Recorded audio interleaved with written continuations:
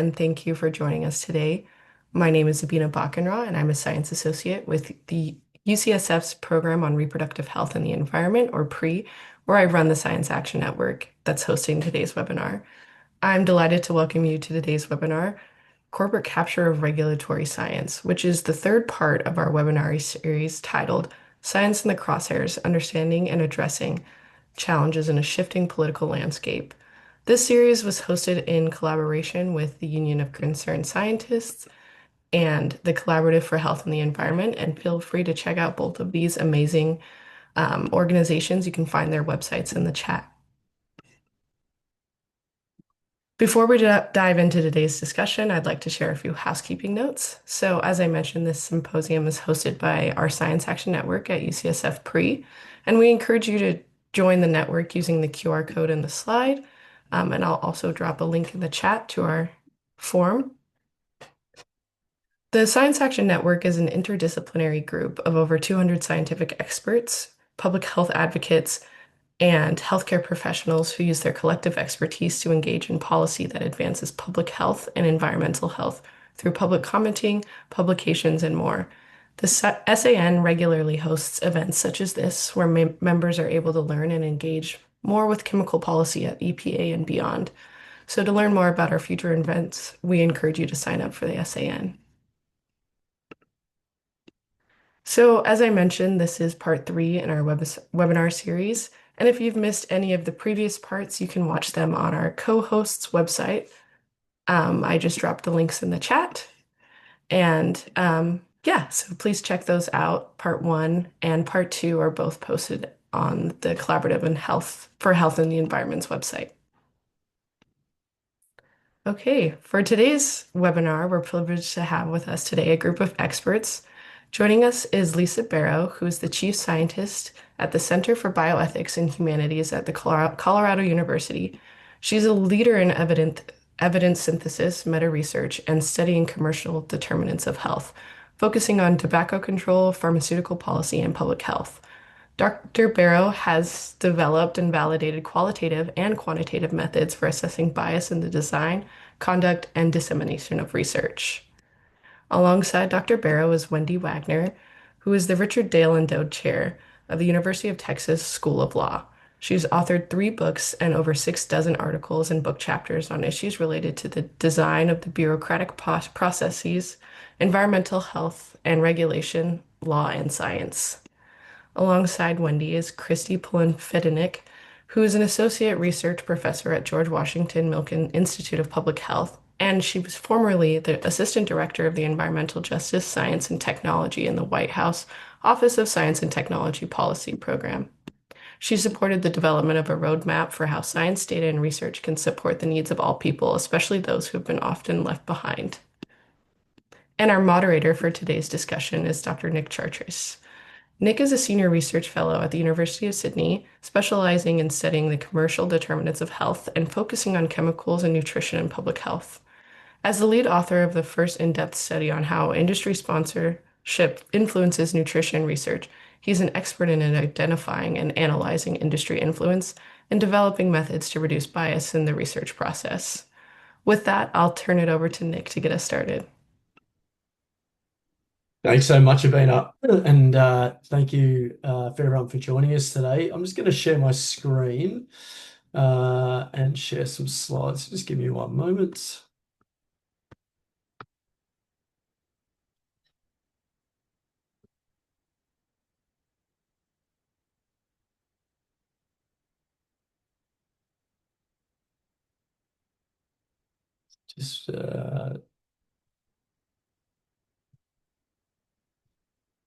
Just did a tech test and this works so perfectly. I apologize. 1 second.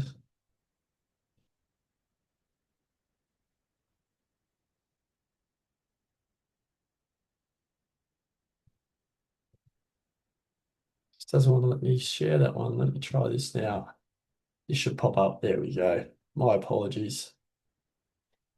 Can you see? Can you see my slides, Avina? We finally got Yes, there. we can see them, Nick. Thank you. My sincere apologies. All right, let me get straight into it. As Avina mentions, We're going to be having a panel discussion today. I'm going to attempt to give an overview of the current political landscape and how the current administration's addressing corporate influence in regulatory agencies and research more generally. Starting back in the beginning of this year, we saw within a matter of weeks of the current administration being inaugurated, it became evident that the scientific pursuits as a path towards economic and societal prosperity and well-being the US had pioneered since the Second World War was under attack.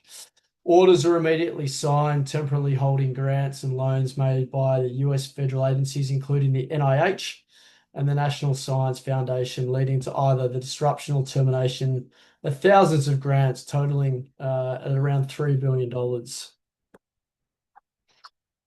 We also then saw in the subsequent months extensive job cuts at the US Centers for Disease Control, the US Environmental Protection Agency, and also NASA, amongst many other agencies as well.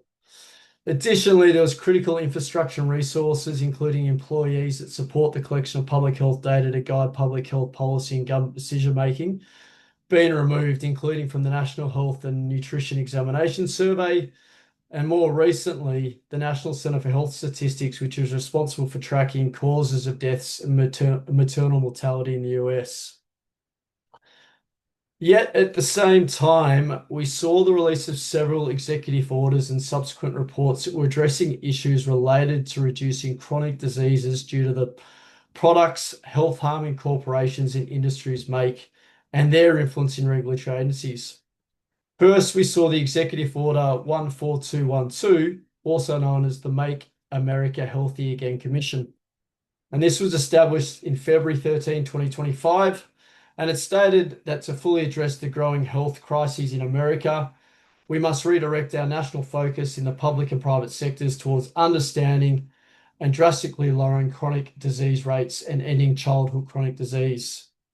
And we must restore the integrity, of the scientific process.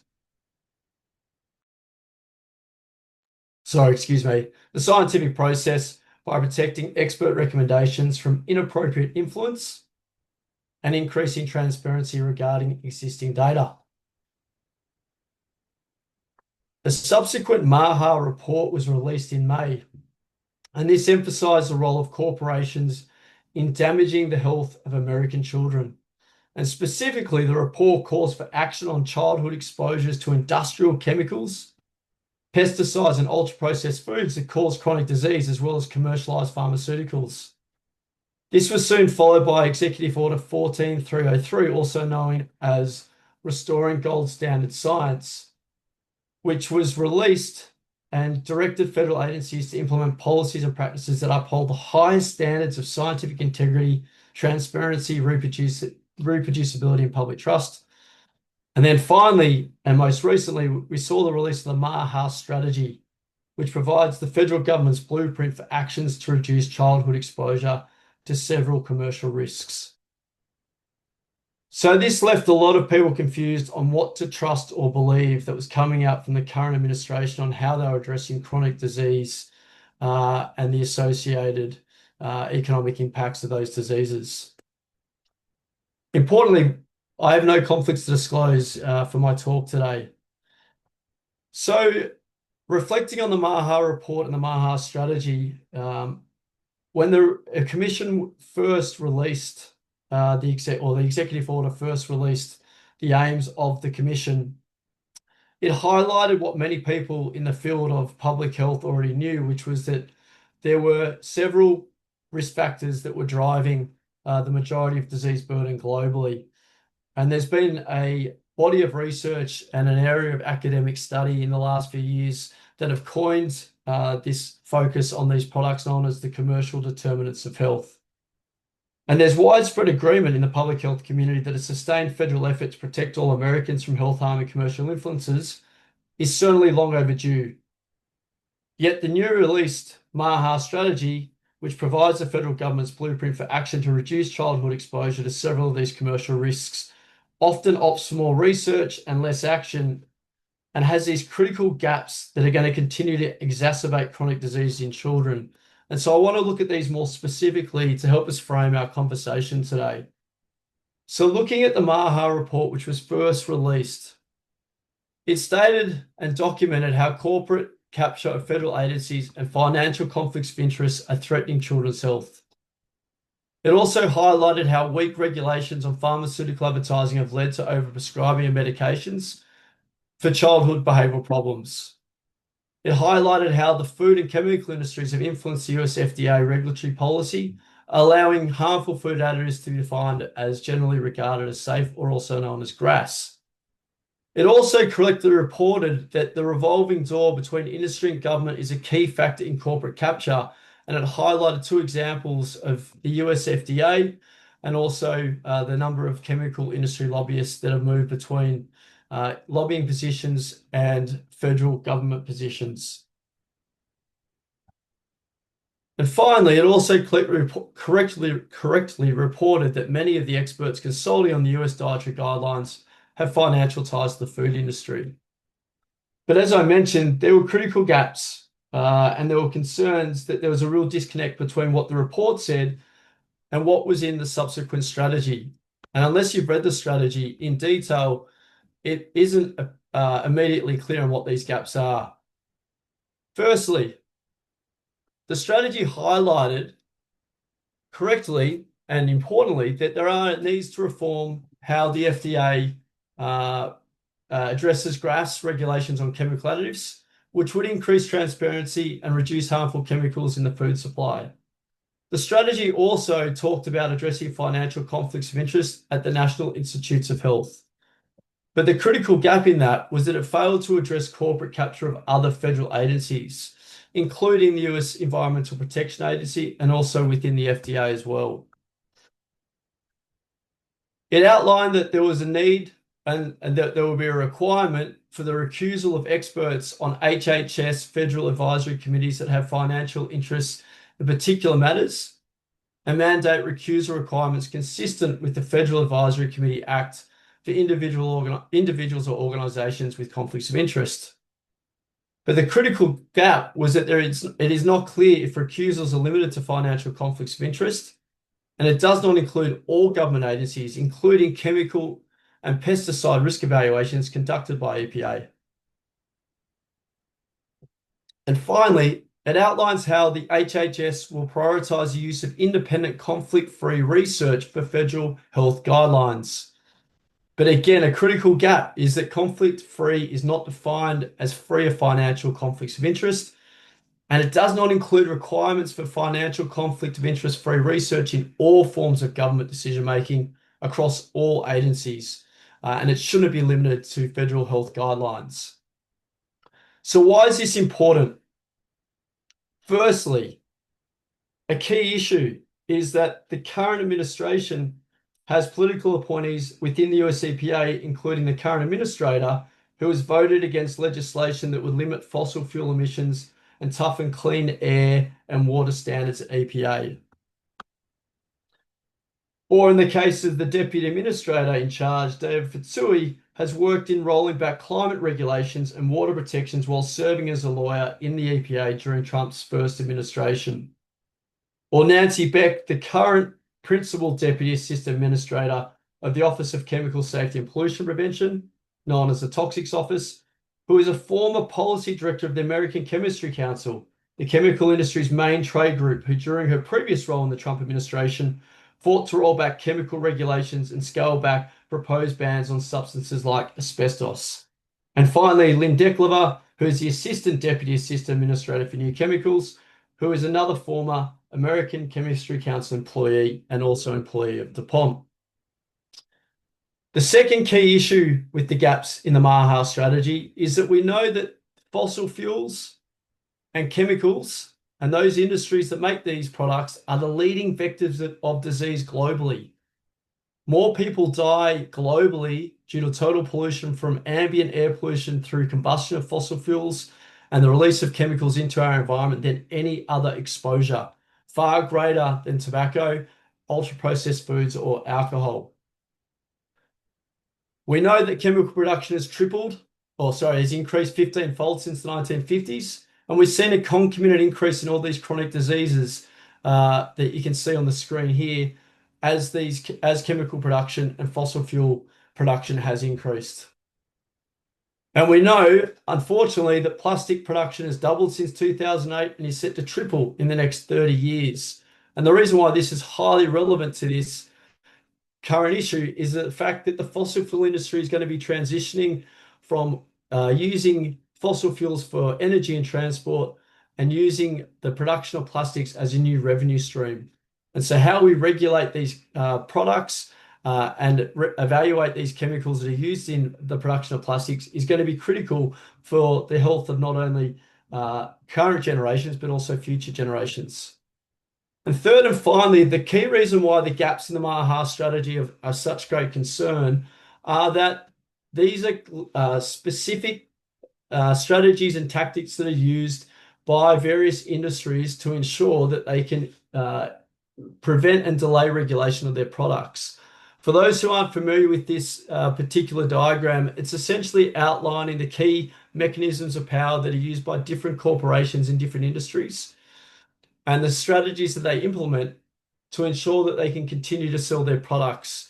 This is a framework that's been adapted by multiple groups over time. We currently use it in our research to explain how industry can influence the regulatory process.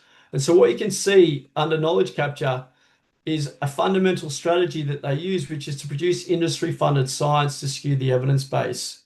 And therefore, if the evidence that's been used within regulatory agencies or all government agencies within the US government is not accounting for this industry-funded science, we know that the evidence base that we're relying on may be skewed to show that industry's products, so in the case of chemicals, that they're going to be less harmful to human health.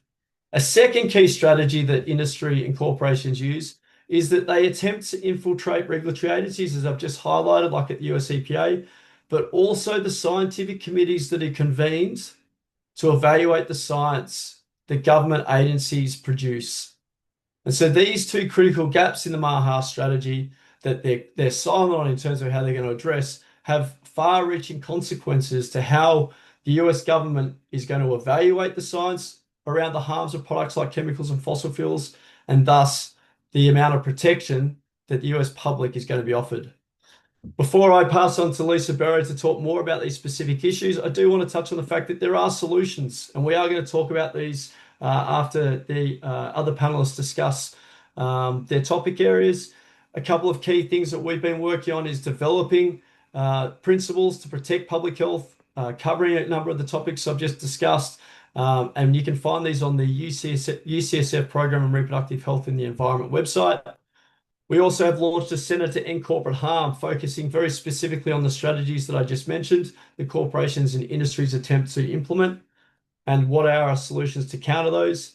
And recently, we've just published a paper on these topics, looking at how we can prevent financial conflicts of interest in the scientific literature, but also in government decision-making as well. So with that, I'm going to pause and I'm going to stop sharing my screen. I'm also going to apologize because I've just recently come back from a bout of the flu, so I'm sorry I'm a little bit croaky. But I'm going to introduce Lisa Bero, and Lisa is going to talk a little bit more about the empirical evidence basis that we have to show how industries and corporations attempt to skew what we know about a topic, and also how they attempt to infiltrate scientific advisory committees. So Lisa, I'm going to pass to you. Thanks so much. Great, thank you, Nick, and thanks for the opportunity to kind of focus in on our topic here about industry sponsorship of the science itself and influence on committees that make decisions about the science. And I am trying to advance my slides here. Great. Did my slide move? Does that look okay? Just shout out if it doesn't. Looks great. Looks Okay, good. thank you. So here, my disclosure, I have no particular funding for this presentation. I do receive funding from Cochrane, a systematic review organization that goes to the University of Colorado. And relevant to this, I'm a consultant for Health Canada and also unpaid consultant for the National Health and Medical Research Council in Australia, basically on this topic of how to manage conflicts of interest in scientific decision making. So I just want to situate what we're talking about here. We're really operating under an assumption that we use evidence to make decisions. And so we need a trustworthy evidence base, and we often synthesize that evidence into systematic reviews or other forms of evidence synthesis. And then expert committees or committees of government staff sometimes review these pieces of evidence to come to decisions about health. And I work a lot with health guidelines, but these could be other types of scientific advisory committees, regulatory committees, committees that make decisions about health hazard, for example. So the idea is, as Nick mentioned, if there is any threat to the evidence base that introduces bias, the whole house of cards falls down, right? So we can't have unbiased decisions. So what we're worried about is a conflict of interest. And I know probably everyone's seen this definition, but we need to really think about what a conflict of interest is. It's a circumstance that creates a risk that a professional judgment or action, so in this case, a judgment about what the science is telling us, will be unduly influenced by a secondary interest. So in this case, the secondary interest is financial gain, either for an organization or an individual. I want to emphasize that a conflict of interest is a risk. It doesn't always mean that every action is biased. And a conflict of interest is real. It's never potential. What's potential there is the risk of bias. But conflicts of interest exist in many forms. The ones that are most concerning and for which we have copious amounts of evidence in the area of research are basically two forms of conflicts of interest in research. One is direct funding for the research itself. So many of you have seen scientific papers that disclose who the funder is, and often the funder is the organization that makes the product being tested or analyzed for harm in the paper. But then there are direct payments to researchers. And so these may take the form of statements where it describes how the researcher has been paid through various means to various companies. And it's important to keep in mind that it's these researchers that are often asked to participate in scientific committees, these researchers with financial ties, although there are certainly researchers without financial ties, which I will get to. And so just to really, highlight what the concern is that we will have bias in the evidence base and bias in the committees that make decisions about the evidence. I'm going to very briefly go over, there's a lot of evidence that financial conflicts of interest create such a bias. Now, other things can also bias evidence and decisions. For example, the methods that are used can introduce bias. And it's naive to think that science is interest-free, so other interests, values, and preferences, they can also bias the research and decisions in a certain way. But these are usually balanced and diverse.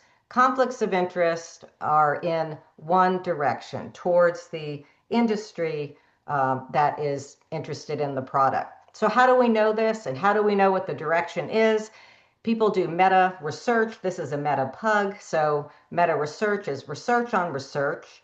You produce things like summaries of massive amounts of data. This is of drug studies. It shows us 29 studies that included many, many studies inside them that looked at whether if a drug company funded a study of a drug, was the study more likely to favor the efficacy of the drug compared to whether it had any other sponsor, which was usually a government sponsor. And what we find here is that if studies were funded by drug companies, they were about 30% more likely to find that the study favored the company's product. Now, as Nick was saying, this problem occurs across all industries. We have hundreds and hundreds of these meta research studies now. There's actually been a term coined called funding bias. And basically, what funding bias means is that we know that corporate sponsors of research, their sponsored studies are more likely to have conclusions and results, meaning either statistically significant results or bigger or smaller effect sizes that favor the company's product compared to any other type of sponsor, which again is usually government or a nonprofit sponsor.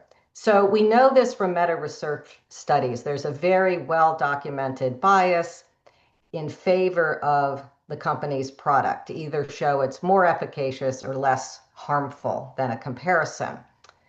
So how does this happen? We need other types of research studies to tell us that.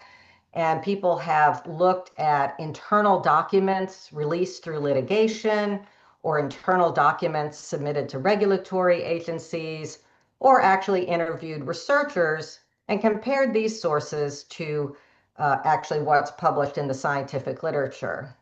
And when we do that, we know that these corporate sponsors influence the direction and the magnitude of study results by framing the questions in a certain way or influencing that, influencing the methods, influencing how studies are conducted behind the scenes, and very, very significantly influencing publication, which usually means suppressing data that's not favorable to the corporate sponsor and pushing out or publishing data that is favorable to the corporate sponsor, which then again, of course, will influence the whole literature in terms of new questions to be asked. So many of you have probably heard other talks I've given. We can, if you have any questions about the data, we can go over that, but I'm just establishing there is a very large evidence base demonstrating industry bias right here in the design, conduct, and publication of research. So that is the first threat of bias to committees that review the scientific evidence. They need to be aware of this bias and they need to take it into account, as we've written in our recent AJPH editorial. But the second source of bias is in the committees themselves. Who is on the committees? And I work a lot with guideline committees, and so I'm just going to lay this out as a possible model, but I know that Kristi and Wendy will get into this topic a lot more. So there's been a lot of progress actually on eliminating or managing financial conflicts of interest on guideline committees. And these are committees that review evidence and make a recommendation about a public health or some type of health intervention. And they review the science to do that. So the process usually works that the organization that convenes the committee asks for declarations of interest. Then there's an independent assessment, so not the people on the committee, but an independent assessment of those declaration of interest forms. If it's deemed that there is a conflict of interest for a committee member, there's a management plan, and that could include, as I'll go over in a second, not being on the committee at all. And then there's always public disclosure of these declarations. Other committees like WHO, IARC actually uses a similar model for its hazard assessment. So if a independent review finds that the conflicts of interest exist, so for example, if a committee member has financial ties with a company whose product is being considered, then a decision is made about whether the conflict needs to be eliminated or managed. So ways to eliminate the conflicts that are commonly used is the individual is not allowed to participate in the committee. The individual has to eliminate all financial ties over a certain period. The organization also makes a good faith effort to identify members with no conflicts. This is where committees often fall down. They say, oh, we can't find any unconflicted people, but that actually they haven't tried. And then there's a rule usually that the chair of the committees can have no conflicts of interest. So ways to mitigate the conflicts are that committee members are restricted from participating in certain aspects of the committee. So maybe they can't participate in discussion, or maybe they can't participate in drafting recommendations on a certain topic, or maybe they can't participate in voting or ratifying recommendations. And this only works if a committee is considering multiple topics that are really distinct and that are looking at very different bodies of evidence. So the way organizations like Health Canada, for example, or like the National Health and Medical Research Council in Australia do this, and also WHO, is to use like a risk management model for the conflicts of interest. So all the committee members who have a high level of conflict, so that would be considered being an employee of a relevant company or having financial ties with a relevant company, basically would not be allowed to participate. Then you could have medium levels of conflict, so maybe like a distant related company, someone, there's a guideline on sugar and someone's daughter works at a candy factory. They may consider that a medium conflict and that person would be allowed to participate in some aspects. And then if people are deemed to have low or no conflicts of interest, then they're allowed to participate fully or almost fully. So this is just one model, and we can definitely, I look forward to talking about other models as well. Thank you.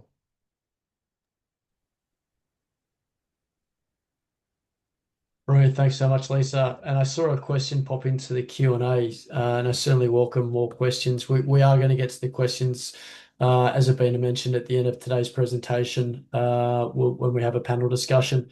I'm now going to invite Wendy Wagner to share her screen. She's going to talk about the legal landscape to addressing conflicts of interest within governments. And so, Wendy, I'm going to pass to you. Thanks so much.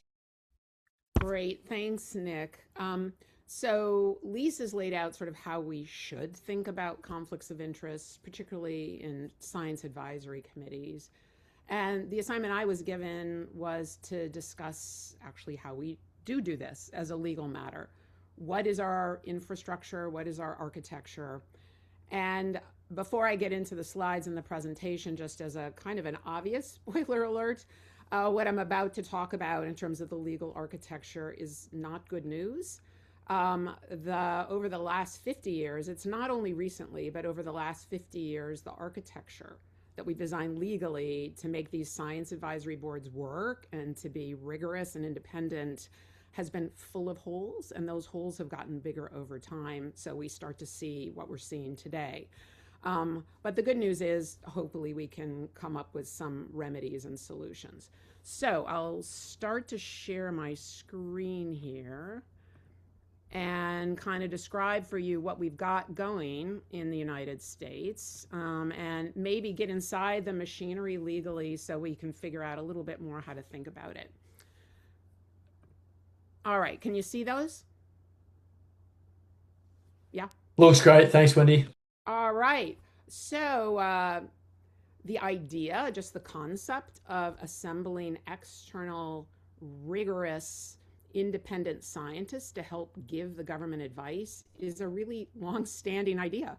It's over 150 years old, and President Lincoln created the National Academies precisely to provide this kind of external scientific advice, also to screen essentially biased research that's coming in. Now, the idea then is that these panels are obviously going to be rigorous and independent-minded. And we continued to use the academies over the last 150 years.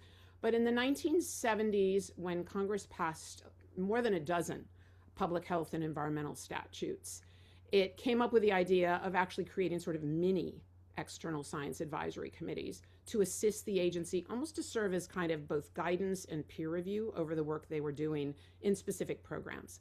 And so by legislation, Congress actually created external science advisory committees to sort of peer review and counsel the agency on specific programs, particularly Clean Air Act standards, pesticides, some FDA work.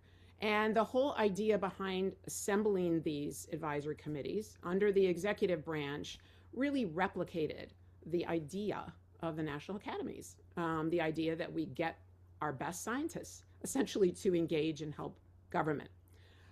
Now, today we have over 211 of these advisory committees. Very few are created by legislation. Most are created voluntarily by the agencies because they think they could use the help. And we see them at EPA, FDA, HHS, Interior, Commerce, all over the place. Now, I'm going to continue to talk about these agency science advisory committees. I think this is what we're mostly talking about in this webinar, is really the executive branch, and these are created under the executive branch. But I do want to be really careful to put this in perspective, because out there in the world, we see a lot of other science advisory boards that have similar goals and serve somewhat similar functions. I've already talked about the national academies in the lower right. Some of you are familiar with IARC. The states sometimes have their own science advisory committees. EFSA and the EU is another example, but there's probably many dozens. But I want to be clear in this talk when I'm talking about how have we legally designed these committees so that they work, or as we'll see, maybe don't. I'm only talking about the science advisory committees inside the executive branch. They have their own sort of legal blueprint. So here's the legal blueprint. And if you are going to have a science advisory committee in the United States in the executive branch, it has to comply with two separate laws that Congress has passed. The first is the Federal Advisory Committee Act, called FACA. And FACA was passed for all kind of external boards that might advise the agency, not just scientific ones. But the committee, the FACA tells us and puts down some constraints that sound pretty good in terms of thinking these advisory committees are going to work well. First of all, FACA says that when you assemble, for example, a science advisory board of external scientists, it must be quote unquote balanced. Also, there's a lot of transparency requirements. These committees, once they're assembled, need to have open meetings. They have to allow public participation. We're going to have transcripts of their meetings. We're going to see their charter. We're going to know who the members are. And there's a second statute, not FACA, the Criminal Conflicts of Interest statute, that requires a financial conflict of interest form be filed. Now, actually, technically, it doesn't apply to all science advisory board members that are assembled under these different agencies. But most agencies have actually developed internal rules, not required by law, that when they do science advisory committees, they need to have these financial conflict of interest forms filed and on file. So far, this sounds pretty good. We should pat ourselves on the back, thinking our legal structure so far looks good. I will tell you right now, this is very bare bones, though. I've laid out most of the requirements, and there's a lot of ambiguities. So what I want to do now is identify some of the problems that kind of explain where we are today and why we are where we are in 2025. So the first problem, and this is actually designed into the legislation as well as the agencies, is that political appointees and the White House is literally in control of the entire science advisory board process across all the agencies. So whether to have a science advisory board if it's not required by law, or whether to terminate one if it's allowed by law, specifically who's on these boards, how to think about balance in these boards, all of that is by default under the control of a political official. Now, this doesn't mean the political appointees are making all the decisions, but when push comes to shove, they are the ones with the supreme authority, and they can override anybody else.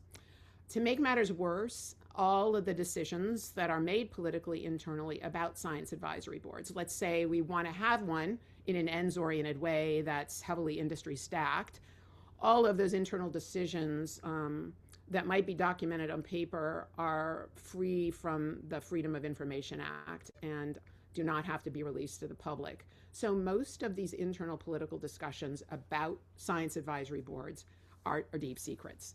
So from this architecture, already problem one, we can see that we're likely to have problems.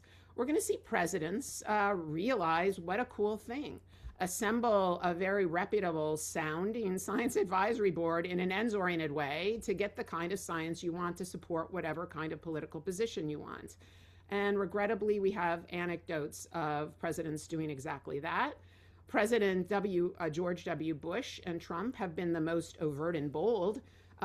President George W. Bush was sort of notorious for openly stacking science advisory panels. He did one on childhood lead in the blood and stacked it with industry consultants.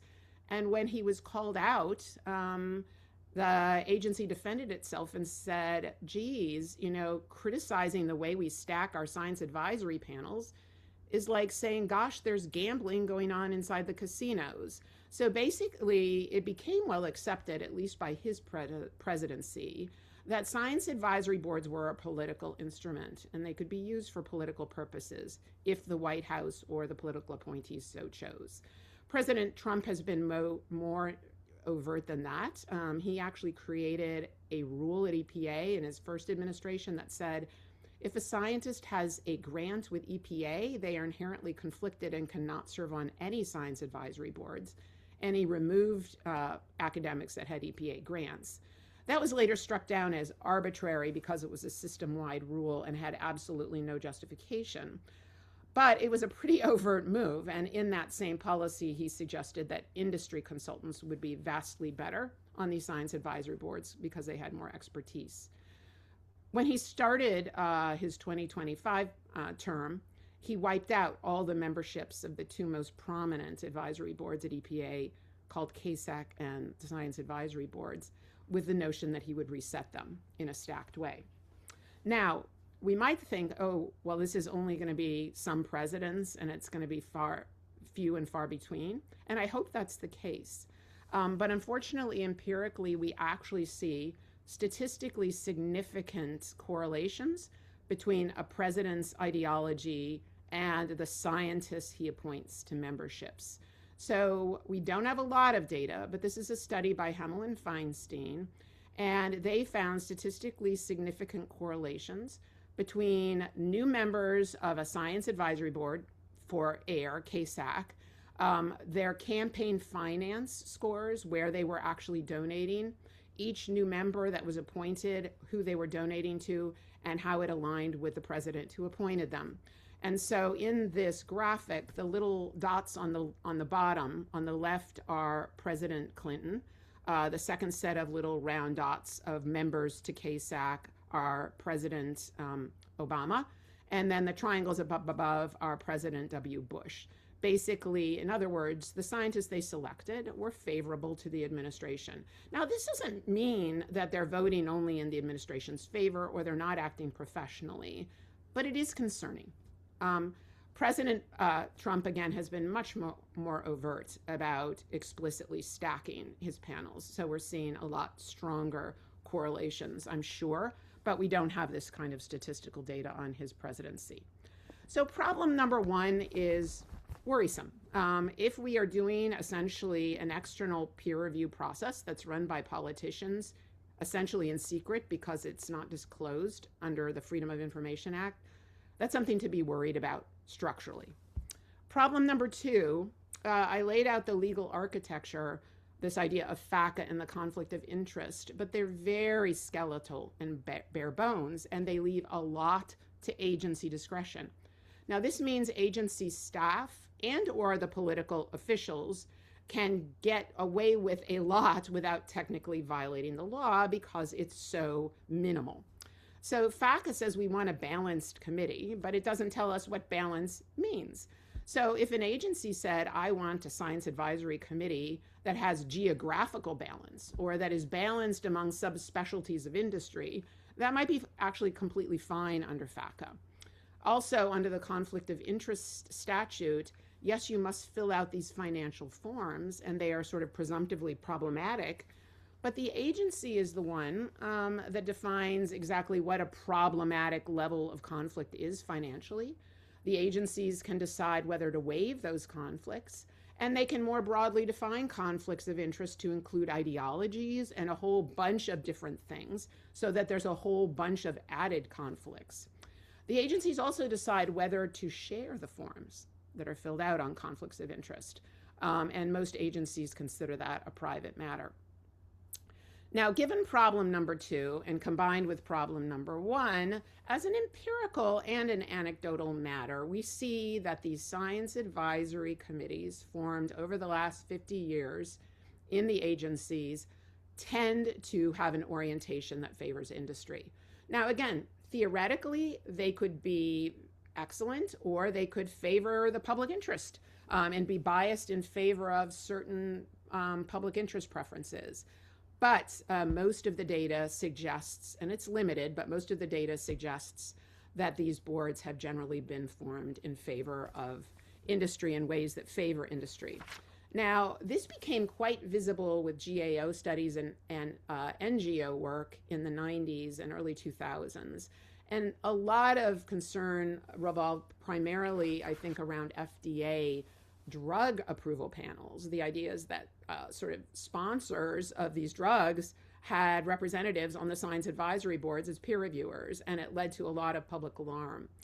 And so in the wake of this sort of public pressure, both EPA and FDA, and I think some other agencies, kind of tightened their belt and created some internal norms to balance the conflicts and identify them more rigorously and minimize them. And so, by the mid-2010s, we started to see in these panels, nothing that was perfect, but a lot of improvements over time. I think this is pretty dramatic examples of the good news, but this is kind of the portrait that we saw across agencies. These are science advisory boards formed for vaccines. And obviously we see time on the horizontal axis, and the red is sort of the drop in the number of financial industry conflicts of interest over time. And we see how they really got their act together and started to create science advisory panels that were much less conflicted over time. Unfortunately, though, given the problems I've identified, when a new administration comes in and wants to stack the panels, they still will. And we can see even the staff could be doing some stacking of their own in a whole variety of ways that may not only favor industry. So empirically, we see that we still have science advisory committees that are often have a lot of industry financial conflicts of interest in them that may exceed what we normatively or ideally would prefer, especially based on Lisa's presentation. So this is one example from the EPA Science Advisory Board. On the left pie chart is Obama and how many industry he had. That's the bright yellow. 6% of the Science Advisory Board had industry financial conflicts of interest.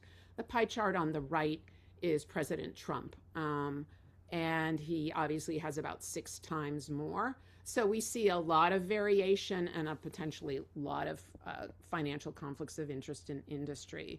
I think this graphic is even more telling. It goes inside the Science Advisory Board. Each square is a different member. And the maroon and the bright red represent industry ties, not necessarily financial conflicts of interest. So we see the vast majority of the EPA Science Advisory Board, and this is under Trump, having some kind of ties to fossil fuel, cigarette, or other industries. So we still see a lot of industry financial conflicts of interest in these committees, but since we don't have any sort of ideal goals, it's hard to know what to do with that other than to be concerned that this might create biases. Problem number 3 is there's really not in the law a robust means of enforcing or forcing agencies to repair these imbalanced committees. There is actually not a lot of public data about, as I mentioned, the actual conflict of interest forms filed. It's hard to recreate why these members were selected by the administration. And the courts tend to back off of reviewing individual panels one-on-one. I think there's only one or two successful cases over the last 50 years arguing that a stack committee was stacked. Courts either say, I'm not going to review these at all, or they review them highly deferentially and even then only give remedial solutions that are prospective. They don't repair past damages. So we could see overtly stacked panels, and it may be essentially unenforceable under the law.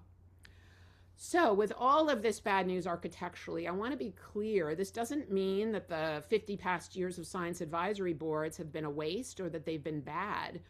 I'm simply telling you the architecture is not great. So if we want to put the pedal to the metal and really try to have ends-oriented scientific advisory panels, it's pretty easy to do under the law. But we have wonderful professional staff and wonderful administrations that have probably done an exemplary job over the year with science advisory boards. So given, though, the architecture, what can we do? Is it beyond hope? And we'll talk more specifically later about what kind of reforms might be needed. I think there's going to be some useful short-term interim reforms, but if we really want science advisory boards to do what they seem to promise to do, provide independent, disinterested, rigorous advice, then we have to track the problems and fix them. We cannot have them under the control of political officials. We cannot basically fly by the seat of our pants without any predefined goals for conflict of interest or balance. And there needs to be some kind of enforceability. The good news, too, is because there are so many different science advisory boards floating around in the world, in the States, internationally, I think that there are models that we can draw on that are vastly better. And so we need to start finding those and using those. So I'll stop there and look forward to the panel and further discussion. Brilliant. Thanks so much, Wendy, for that excellent talk. And there are some more questions coming into the chat, so looking forward to discussing those. I'm now going to pass to Kristi, who's going to talk about the general process for being selected onto an advisory committee, including how they're selected, and how conflicts of interest are considered, how agencies ensure balance across committees, and the role a member plays versus the role a chair plays. So, Kristi, I'm going to pass to you. Thanks so much. Yeah, thanks so much. So I don't have slides. You'll just have to look at my face. I could do a little dance. It's a little harder on Zoom. Perfect. So you'll just have to imagine that I am. My feet are dancing, though you can't see them. Thank you so much for the opportunity to be a part of this discussion. And I'm going to keep my remarks short so that we can get into the panel conversation, which I think will be much richer than anything that I have to say. But as someone that served on a number of the FACA federal committees, including the EPA Science Advisory Board and science advisory panels under the Federal Insecticide, Fungicide, and Rodenticide Act, as well as committees of the National Academies of Sciences, I would say that a number of those processes that you go through in these committees feel very similar in terms of those initial steps. Oftentimes you could be nominated to be a part of a committee. So under the Biden administration, for example, Administrator Regan reconstituted the Chartered Science Advisory Board, and names were submitted to the agency that brought people that could be considered by the agency to be members of that board. Similarly, for National Academies of Sciences processes and other processes like that, so we're focusing mainly on federal, but I think the comparison is important here. You can also be nominated by folks in the community that think that you have specific expertise that falls within the purview of that specific committee. And once you get brought in to be a potential part of that committee, there are a number of forms you need to fill out. So you go back and you disclose all of your individual financial conflicts of interest.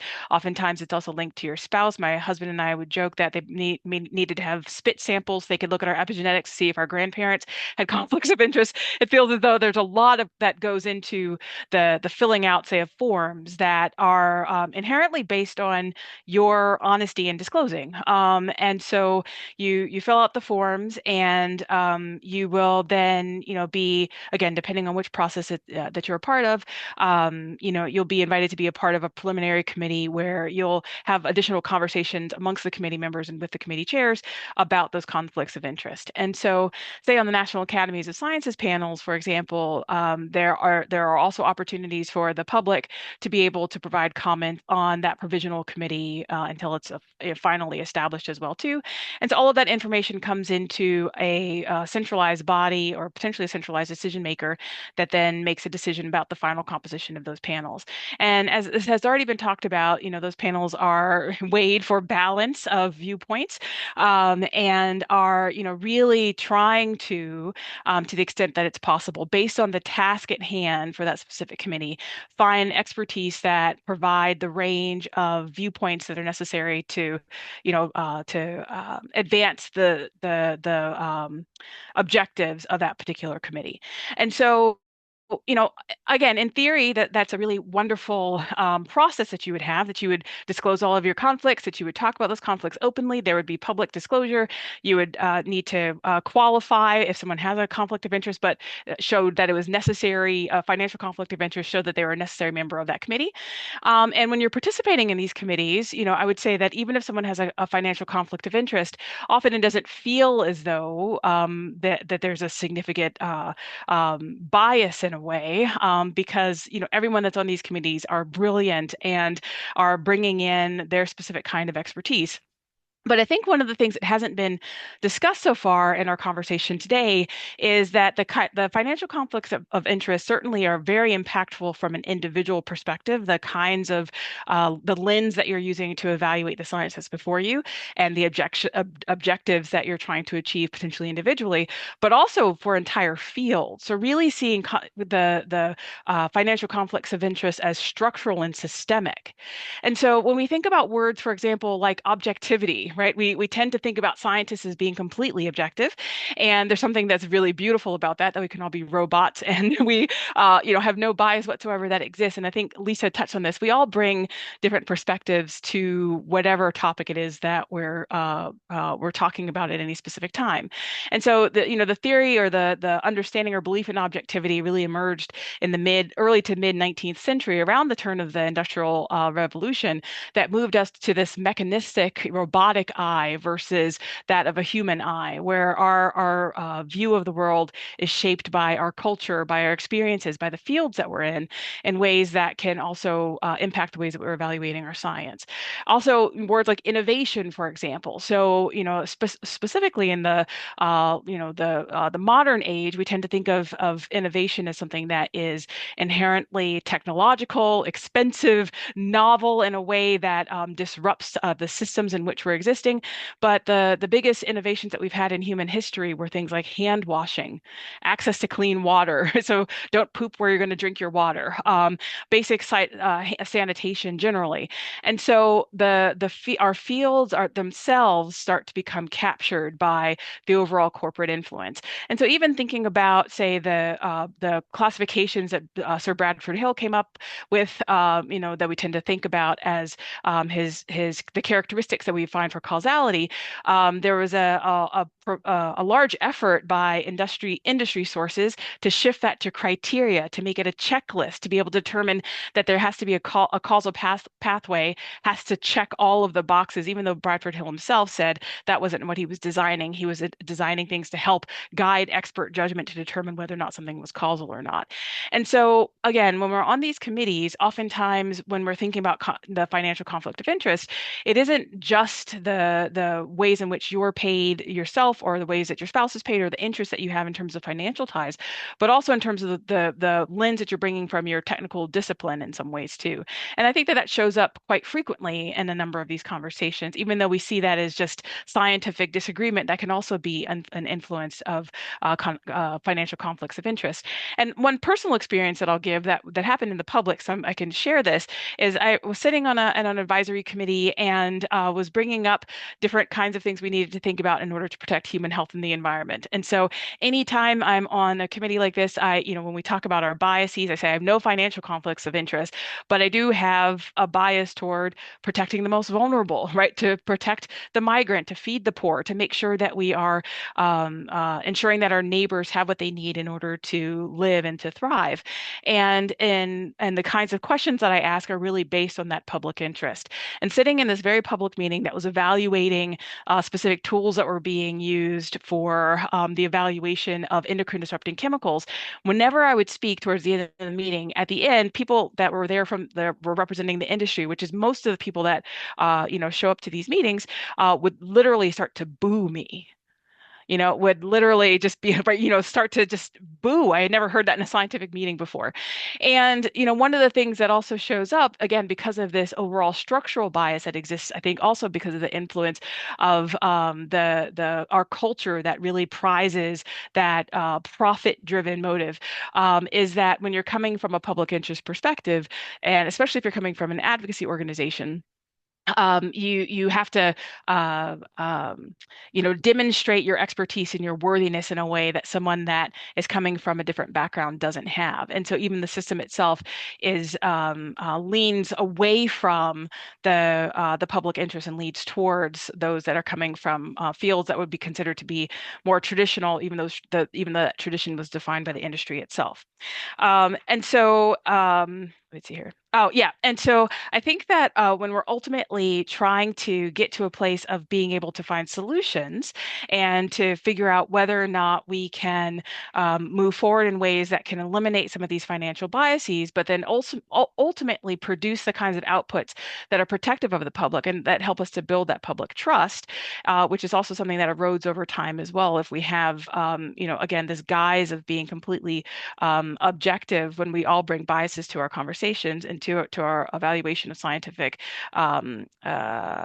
materials, then I think that, one of the things that we really need to make sure that we're doing is bringing some of our humanity into the kinds of evaluations that we're doing. So making sure that in addition to disclosing those financial conflicts of interest, I think that being able to talk about the ways in which we ourselves bring our viewpoints to specific questions is also something that's really important. Another thing that's really critical, and so when I worked in the White House Office of Science and Technology Policy, I helped lead the development of the first ever federal environmental justice science data and research plan. And in this, we also talk a lot about implicit bias. And so how do we make sure that we are creating space for the public to have their viewpoints and the questions that are important to ask and answer, on making sure that communities are involved in developing the design and the types of outcomes that we're looking for and thinking about for research. And I think that a lot of that can come about through the development of an independent science advisory board that exists outside of federal or other types of spaces. And so I've seen this happen there was a White House Environmental Justice Advisory Committee that wasn't explicitly science-based, but had a number of scientists on it, that even after that was disbanded, continuing to do that work outside of the federal spaces, still utilizing FACA-esque types of guidelines, but bringing in more public dialogue, bringing in more of that humanity into the conversations, bringing more of that systemic and structural evaluation into the work that they were doing as well. And so, I think that being able to, develop these independent scientific advisory committees that have independence to the extent that independence is possible is something that's really important for us to be able to do. Transparency, again, is also something that's really important for us to be able to think about, but that transparency across the board in terms of who's involved and how they're involved in these specific kinds of studies. And then diversity in terms of thinking about the ways that we're bringing not only the intellectual diversity that comes from specific disciplinary fields, but also bringing in lived expertise and other, again, forms of our own humanity and shaping the views and the ways in which we're looking at the scientific landscape in a more structured and complete way would be a way for us to start to think about how to pull back from some of the things that we consider to be norms that are also bigger than, again, the individual biases that we're seeing and that we know have impacts on the outcomes of committees, but we need to make sure that we're incorporating some of those structural pieces as well. And I talk really quickly. Yeah. That was amazing. Thanks so much, Kristi. We have 25 minutes to invite our panelists back for a discussion. And what I'll do first is I'll go to the Q&A. There's been 3 questions that have been dropped in there first, and then we'll turn to some other questions and thoughts that have come from the presentations. The first question, Lisa, I'll read it out for the benefit of those who can't see it. Came from Dorothy Wigmore. Lisa, systematic reviews and trustworthy evidence depend on the honesty of those doing the reviews. I'm thinking in particular of the Cochrane reviews about masks and respirators, whose authors, and she mentions Tom Jefferson, Carl Hennigan, and John Conley, totally ignored or dismiss occupational hygiene and respiratory protection epidemiology and use only RCTs, which are unethical and inappropriate for this topic. So the question is, how do you deal with these biases, which are reinforced and used by alt-right organisations like the Brownston Institute, funded by the Koch brothers, with other supporters, including NIH leadership? Yeah, that's a great question. And I have been writing for years about the hijacking of systematic reviews, as I call it, right? So not all systematic reviews are the same. And also a systematic review can be interpreted out of context. And so in particular, what I write about is how industry has hijacked the systematic review process to do systematic reviews that may not use appropriate study designs or may not use appropriate risk of bias tools or synthesis methods to get the answer that they want. And so I certainly wouldn't recommend taking any systematic review for face value. Some are much better than others. And I think a great example is, like, we've got 2 parts of the EPA that use different systematic review methods. And some are much better at controlling for bias than others. And so I think that's what we need to do. We need to evaluate, and our recent actually AJPH editorial talks about this. We need to evaluate a funding bias, not only in primary studies, but also in systematic reviews as well. Thanks, Lisa. Just for anyone dropping questions, if you can use the Q&A, it just makes it much easier to be able to identify them, because I can see them in the chat as well. So just go to the Q&A function if possible. A question for you, Wendy, that came in. Can you discuss false balance, please? Well, let's see. So FACA requires balance, and I guess the person is asking, when is it not balanced? Maybe that's because I don't think I mentioned false balance, but I like the idea. So what is the opposite of balance? And the agency has a great deal of discretion, but let me say it seems culturally and maybe as a matter of policy over time, the thinking about balance in science advisory boards went from mostly wondering whether that means balancing different conflicts. In other words, having industry representatives, public interest representatives, so you get balance that way, to now ideally thinking, oh, no, we want no conflicts and we want balance of the disciplines that are relevant. So we've started to think about it in that way. I guess a false balance then, when we don't have it, would be disciplinary holes. And I don't think the agencies always have very clear ideas of when we have kind of a clean committee that is free of conflicts. But I guess, the bottom line answer is balance is open-ended. And it can be idiosyncratic based on an agency's particular program or their use of science advisory panels. It's really one-on-one, a case by case. Thanks, Wendy. I might just pick up on a point you mentioned there, and it often gets raised when we're talking about these committees and the need for industry expertise that may know a product well, for instance, a chemical. And Lisa, I'm wondering if, with the experience that you've had working on different committees, are there models whereby experts that may have a conflict of interest are able to provide those expertise to a committee without being involved in the decision-making process? Yeah, so they can definitely set it up so that you could have members that have conflicts that have to recuse themselves from voting on specific issues, and in committees I've been on, when we had conflicted members, they just basically go around the room and do something kind of like what Kristi mentioned, like, okay, we're talking about this sensitive issue. Everybody talk about their conflicts and even their ideological perspectives that might bias it, so that everybody around the room knows where everybody else is coming from. So I think there's lots of good ways to handle it. And I think whether it's handled that way really goes back to the good faith of the people running the committee. And that's going to be case by case again. But something on that too, just to comment really quickly. So there was a study in maybe it was 2017 in PLOS One. Sheldon Krimsky was the lead author, where he talked about the conflicts of interest that exist in the National Academy's Sciences panel that looked at it was a nutrition related one, maybe food guidelines at that time, and found that a number of them, so 5 committee members, had what they found to be financial conflicts of interest. But one of the things that I thought was really striking about that was that even though you go around and you talk about what your conflicts of interest, there is also this politeness but it doesn't have to even be politeness. It could also be that you don't want to be seen as someone that's overly combative in your field, or would speak ill of someone else. Even if you say they have a financial conflict of interest, doesn't mean that they're not doing good science, right? But folks don't necessarily speak up to say, well, but didn't you write 5 papers on this and have grants that are associated with it?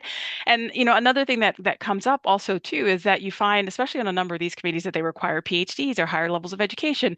They require you to take significant time off from work in order to do the kind of analysis that's happening. And so in that sense, we're even excluding folks that would truly have no conflict of interest if they because we're expecting to have folks on these committees that already meet certain criteria that have been created by a system and structure that favor those who have versus those that don't, right? And so I think that even there's no perfect system in that sense, because the system itself is flawed toward and biased toward having those that have these specific kinds of trainings, these specific kinds of experiences on the panels in the first place.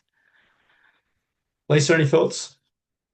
Yeah, I think I was thinking of this actually when both Wendy and Kristi were talking, because there are ways you can get input from industry that don't involve being on the committee at all. And so I was thinking of, for example, I was on the Essential Medicines Committee at WHO for 10 years, and basically nobody on the committee's allowed to have any financial ties with drug companies, because they decide whether to put medicines on this committee or not, right? So it's pretty important. But a lot of times industry has information that you can't get anywhere else, maybe about the pharmacodynamics of the drug or something like that. And so they're invited to present to the committee. And so they can interact with the committee members, they can present information, but then they go away, and the committee, who contains no conflicted individuals, discusses the data that's available. So I just wanted to throw that out there, because that's another way to address what you were saying, Nick, which is about, sometimes when people have expertise that you really can't do without, and they're affiliated with industry, how could you get that input?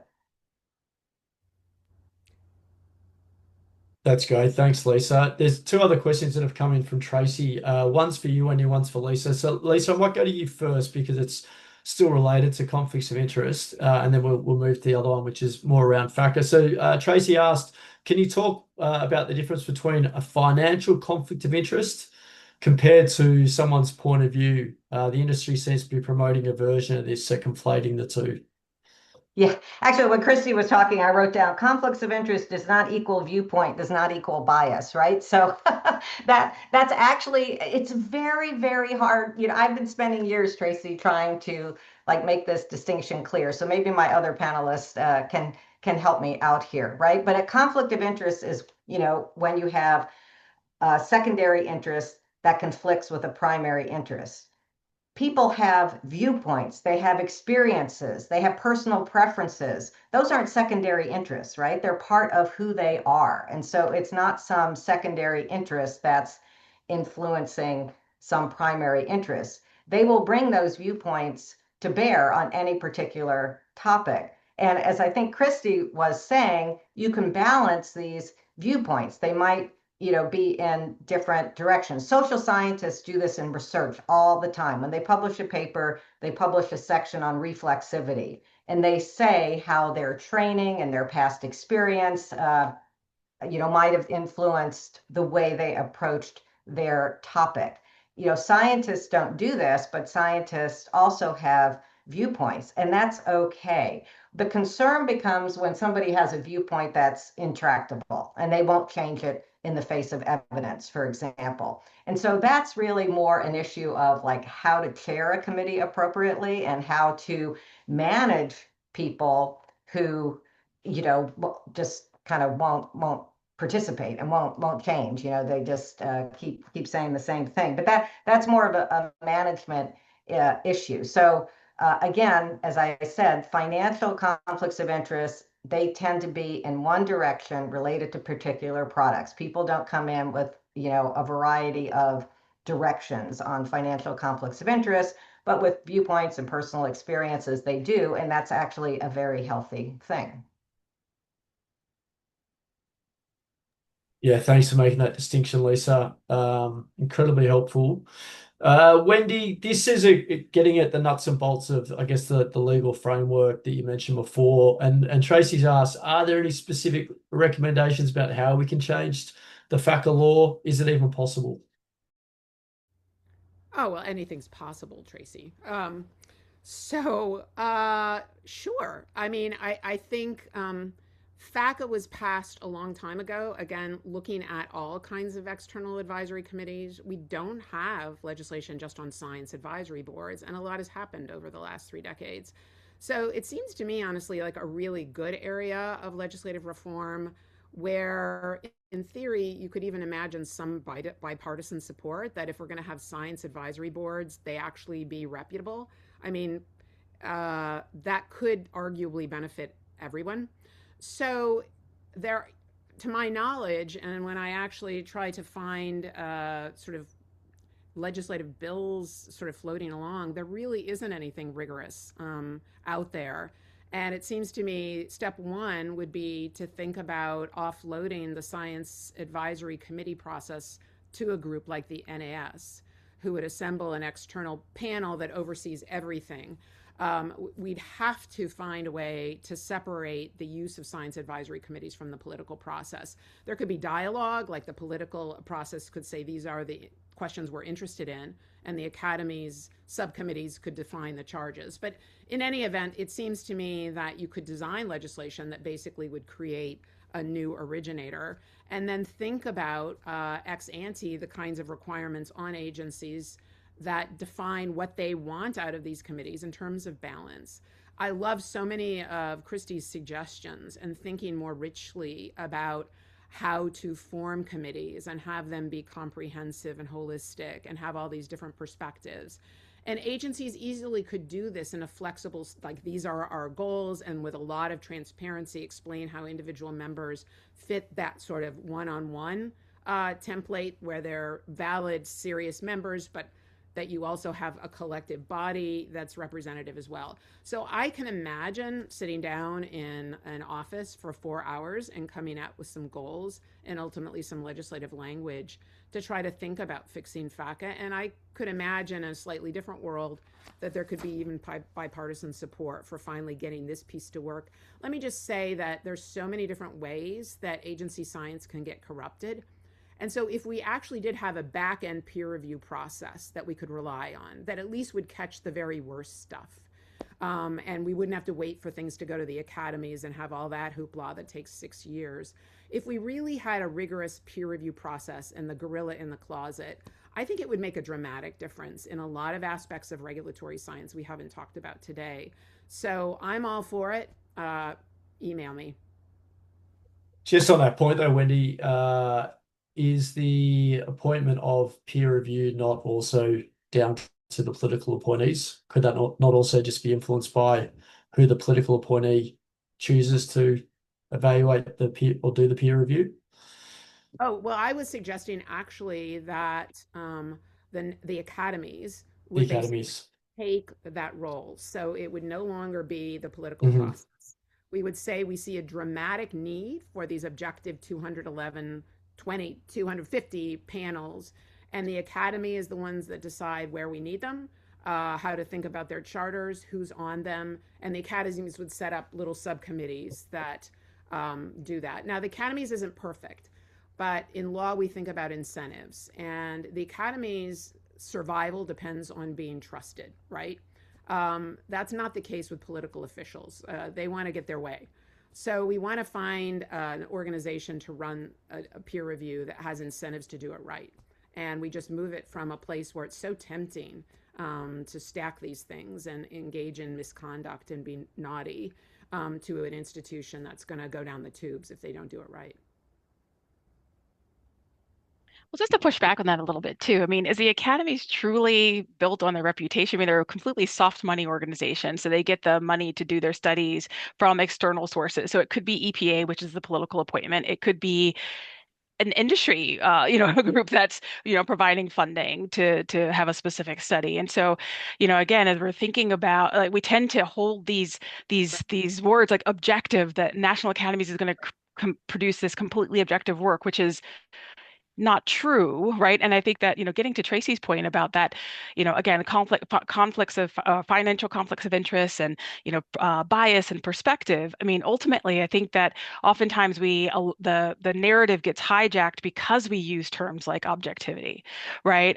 Because we don't talk about the financial conflict of interest in the same ways that we do disciplinary conflict of interest. So someone trained on a PBPK model that was developed by Dow, they learned how to do it at Dow, they take it to an academic environment and use that same PBPK model to do their analysis. Is that financial conflict of interest? I would say, I mean, it's in that same line. They're not, I mean, but at least I would love this to understand your thoughts on this. They are potentially directly benefiting financially, but they also have had that investment in them, that financial investment to train their brain to think about this in this way that still moves the industry desire forward, whether or not they personally financially benefit at all. Does the industry financially benefit? Yes. And so, how do we think about, again, the ways in which we talk about all of the inputs that are coming into us that determine how we think about the science? And so, very few of the folks I've ever worked with on these committees have direct financial ties, but many of them have intellectual ties to industry models, industry ways of thinking that move their perspectives forward in a way that's different than mine that doesn't have that. But see, industry is using that argument very much now to say, that a disciplinary approach is a conflict of interest. I would argue that a disciplinary approach can really differ between, say, industry and non-industry people, to use your example, or between quantitative researchers and qualitative researchers, for that matter. Does that introduce a bias? I think it introduces a particular way you would approach a topic. And if you want to approach a topic, in multiple ways, you might want to look at it in a multidisciplinary perspective. But I would never call discipline a conflict of interest, because again, what's the secondary interest that can be eliminated or managed? And what I see industry doing is they try to manage these intellectual biases or your personal experience like we manage conflicts of interest, by eliminating them. So I have seen people on guideline committees where industry has appealed to say they need to be eliminated because they've had a personal experience with this disease, or they've experienced this procedure, or they need to be eliminated because they're a quantitative researcher. And so, when you try to manage these interests as a conflicts of interest, those management strategies just don't work, because you can be selectively eliminating people that don't support your position.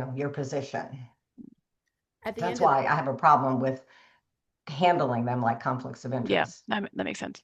And at the end of the day, it could be something Kristi pointed out before, like transparency. If there's a way to have much thicker transparency about the sources of bias.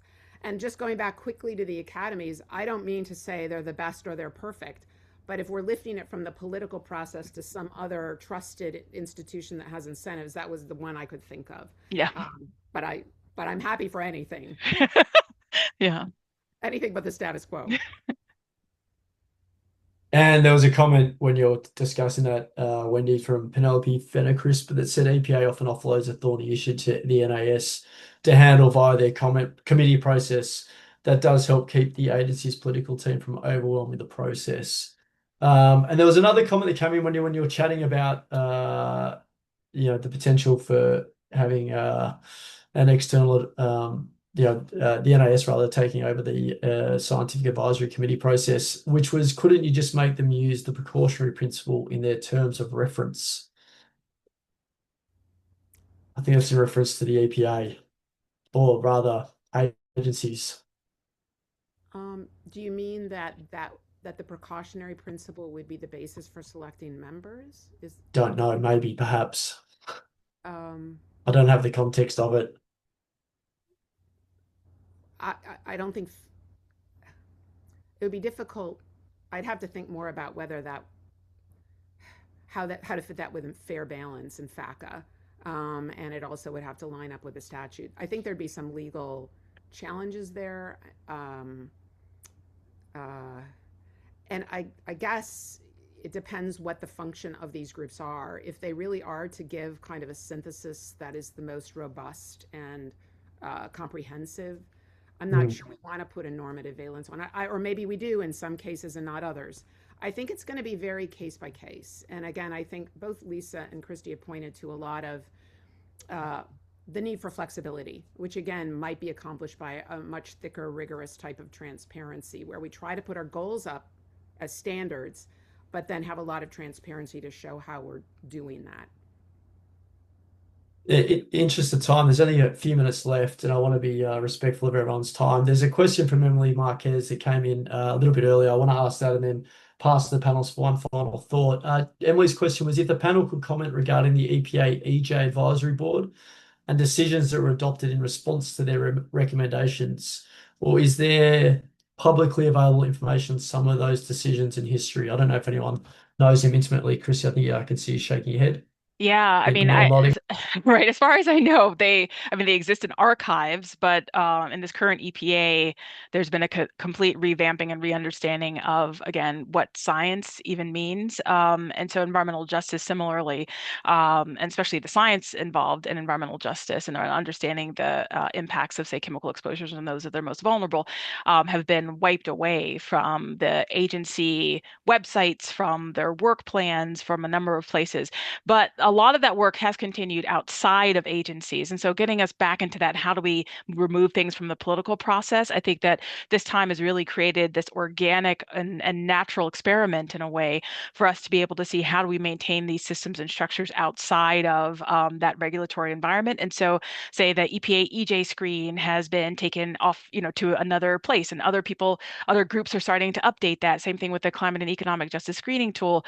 The advisory committees that worked on, so the White House Environmental Justice Advisory Committee still convenes meetings and meets with the public. We have, groups that are meeting in states that are doing a lot of environmental justice work too. So, it's taken outside of that political space and it hasn't died, at least, in the grander ecosystem, even though within the places where it was initially housed, like the National Environmental Justice Advisory Committee or the NEJAC for EPA, for example, as far as I know, doesn't exist anymore. And so, but I think that work is continuing, which gives me a lot of hope and optimism, again, that it's being brought to the people in a different kind of way, is building up trust relationships between the folks that are on these committees and the folks that are in the communities that are experiencing these harms. And I think that ultimately, if we're designing these kinds of advisory committees in the future, that we would think about the ways that we've made some of these turns to make science relevant for the people where they need it, that we could get outside of some of these other spaces that allow us to fall victim to again, these arguments at the margins in some ways, and really make sure that we're producing science that's protecting people.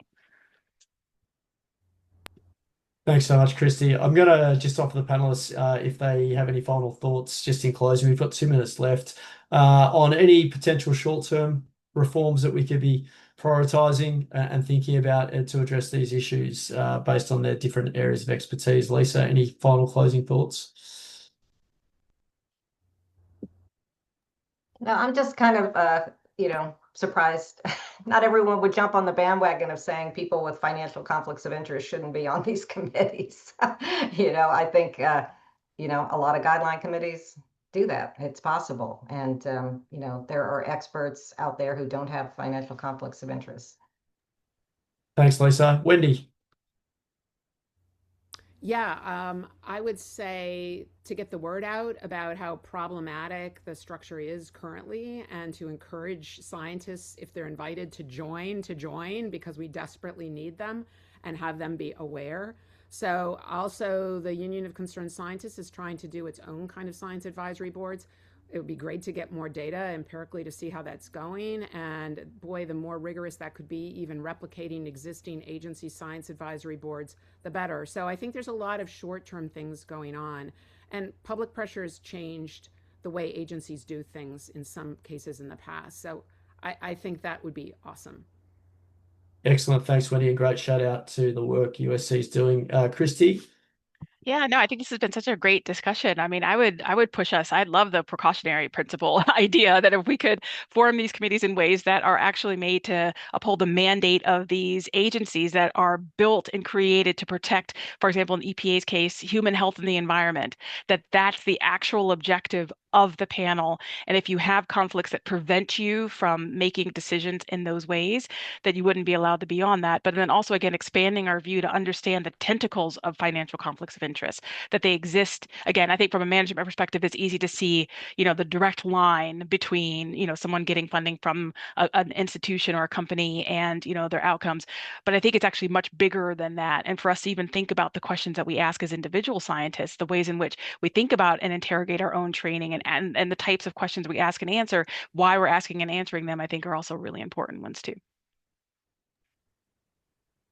Wonderful. Thanks, Kristi. And a huge thank you to Che and also to the UCSF program Reproductive Health for co-sponsoring this. We hope it's been informative, and as Bena mentioned, it's part of a series that will be available on the Che website. So certainly disseminate it through your networks. As I mentioned, we're continuing to do a lot of work with this on our Senator and Corporate Harm. And if you're interested in the work we're doing, please take a look at the University of California, San Francisco website. And looking forward to seeing you in future webinars as well. Thanks so much.